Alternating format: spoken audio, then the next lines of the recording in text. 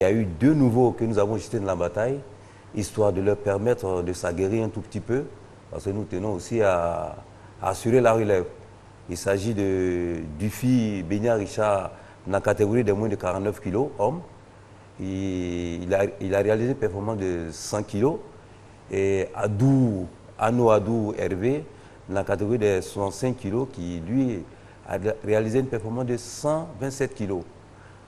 Comme tout à l'heure vous l'avez annoncé, oui, la palme d'argent est revenue à Diamoutenia Alidou, qui a fait un lift, un levé de 171 kg. Diamoutenia, encore toutes nos félicitations. Merci. Vous êtes vice-champion du monde. Oui, c'est beaucoup, en tout cas, tous nos encouragements et félicitations. Concrètement, dites-nous, comment vous avez vécu cette compétition? Bon, comme le coach l'a dit, ça n'a pas été facile. Le président aussi l'a ajouté, ça n'a pas été facile. C'était vraiment un niveau très élevé. Mais compte tenu du fait que quand tu portes le drapeau de ton pays, c'est un challenge. Donc, il faudrait vraiment donner le meilleur de soi-même et puis atteindre les performances. Ça n'a pas été facile, on a travaillé durement à l'entraînement et je profite de l'occasion pour dire merci à mon coach et à mon président et aussi à mon coach de club, M. Angwa Roger. Tous ceux-là ont participé vraiment à cette victoire-là et à tous ceux, avec tous ceux que vraiment on a pu, avec tous ceux qu'on a pu vraiment s'entraîner ensemble, ils nous ont permis vraiment d'avoir un moral fort pour aller à cette compétition-là. Vraiment, je dis merci au président, je dis merci à mon coach, à l'entraîneur aussi du club, à tout le monde. C'est tous ceux-là qui m'ont permis vraiment de pouvoir décocher cette deuxième place. Ça n'a pas été facile, mais je me suis donné à fond. Merci voilà. Diamoutenia, président, comme l'athlète l'a dit, ça n'a pas été facile, mais vous avez été présent à cette compétition internationale.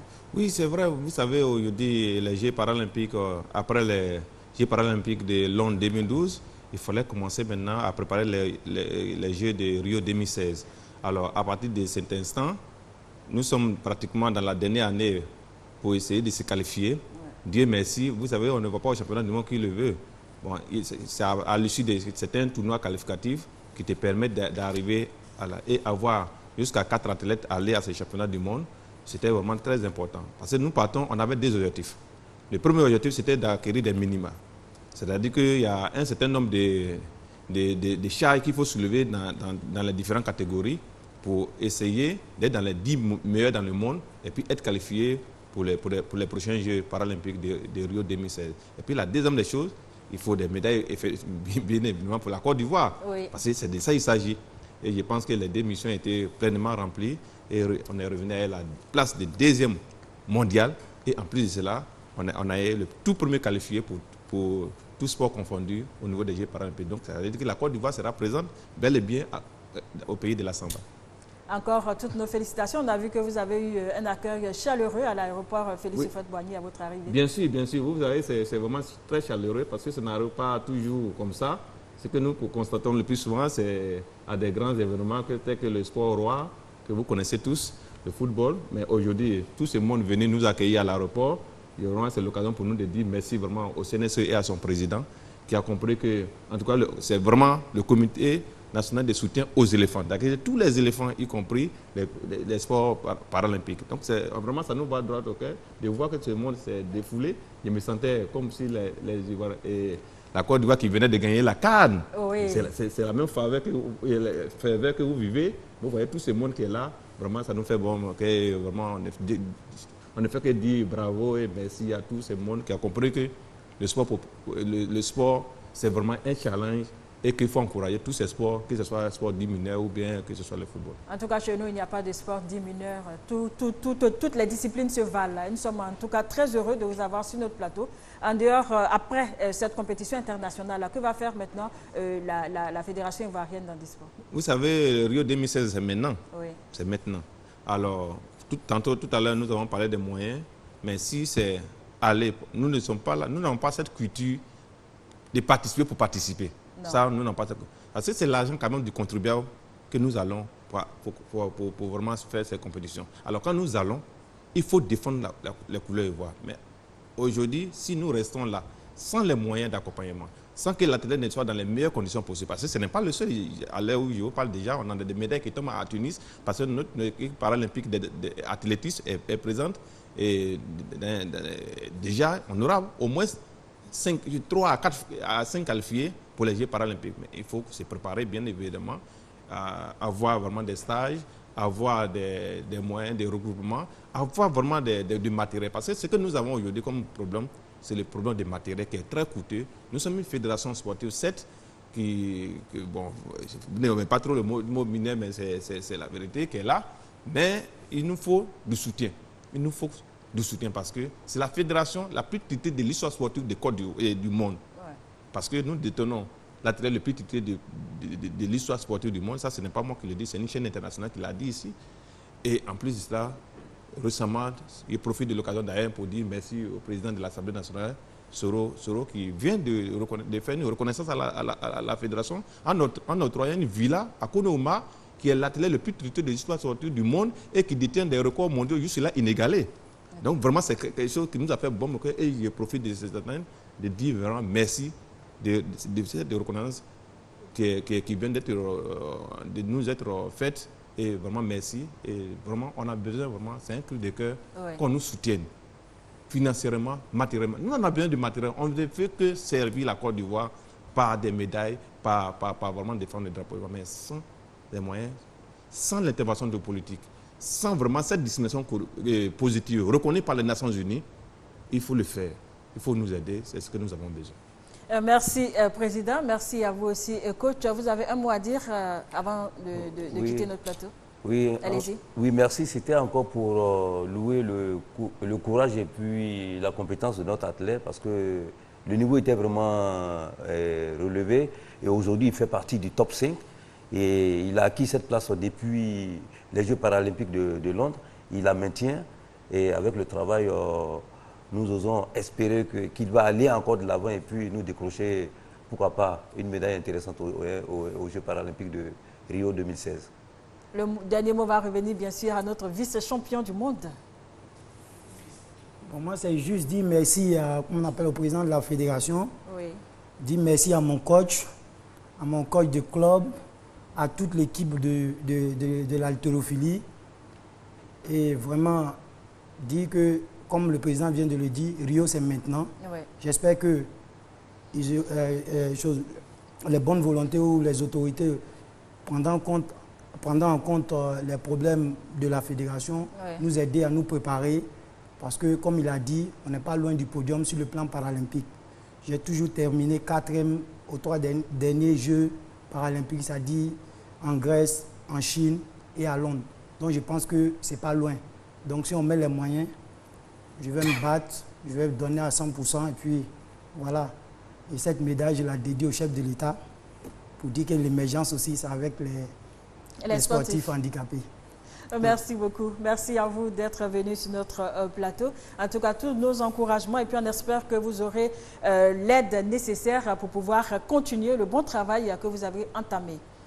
Débuté le 8 mars, le 19e championnat d'Afrique des moins de 20 ans a connu son apothéose ce dimanche 22 mars avec la victoire du Nigeria en finale face au pays hôte, le Sénégal. Avant de nous attarder sur ce 7e sacre du Nigeria, voyons d'abord la demi-finale qui a permis au Sénégal de se retrouver en finale après avoir battu le Mali. Et c'est avec notre envoyé spécial à Dakar, Ange Assoukro. La motivation est de retour dans le camp des supporters sénégalais après la qualification pour les demi-finales.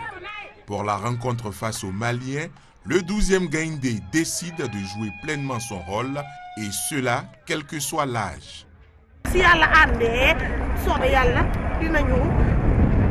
Pour goûter à la première finale de championnat d'Afrique des juniors, il faut terrasser le Mali. Il suffit d'une minute aux Sénégalais pour se mettre sur la bonne voie. Les Maliens n'entendent pas abandonner la place de finaliste aussi facilement et répliquent ses légalisations. Le ticket de la finale hésite longtemps pour choisir son prétendant. C'est le Mali qui croit détenir le jackpot, mais le ballon ne franchit pas la ligne de but, verdict de l'arbitre. Dans la foulée, Les Lionceaux rugissent et c'est fatal aux Aiglons. 2-1.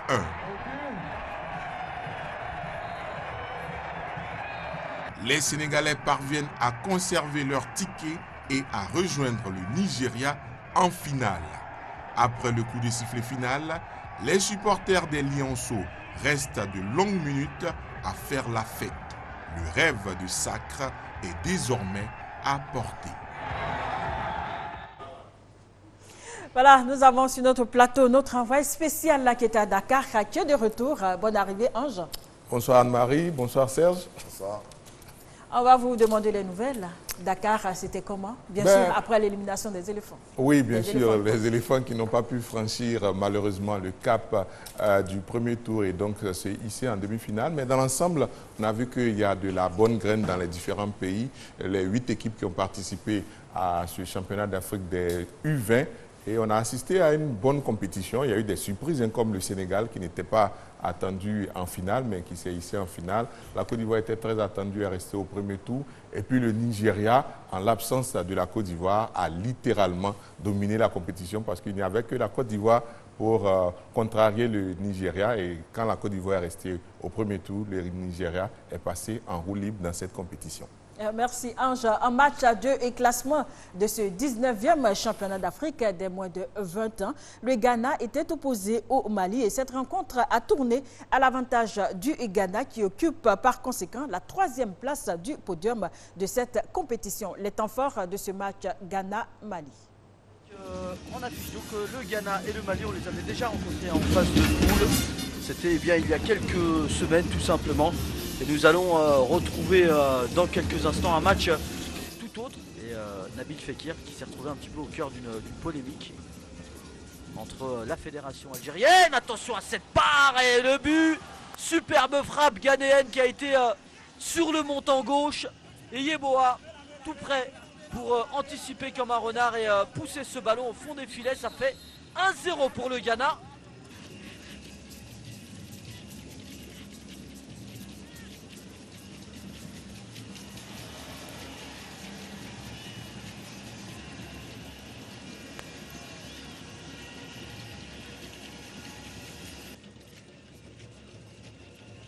Ouais, belle récupération et belle contre-attaque ghanéenne, l'accélération peut-être pour le deuxième but, le troisième il est inscrit, superbe réalisation de Clifford Abouagdi contre le FC Saint-Éloi, Loupopo et le FC Lubumbashi avec la réduction du score malienne, 3-1 pour le Ghana face au Mali. Voilà Serge, très beau match remporté par le Ghana. On n'a pas trop senti le Mali lors de cette rencontre. Est-ce à dire que le Mali avait